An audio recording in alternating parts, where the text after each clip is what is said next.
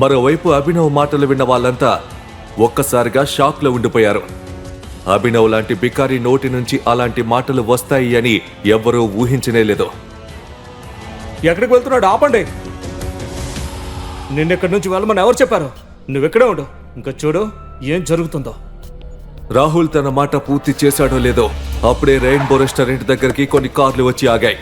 రాహుల్ అభినవ్ను చంపడానికి సుఫారీని ఊళ్ళోనే భయంకరమైన గుండా ఇర్ఫాన్ చేతికి ఇచ్చాడు. ఇర్ఫాన్ తన మనుషులతో కలిసి కోపంగా లోపలికి రాగానే రాహుల్ తనతో అన్నాడు, ఇర్ఫాన్ భాయ్ ఫైనల్లీ వచ్చేసారా? చెప్పు రాహుల్, ఏంటి ప్రాబ్లం?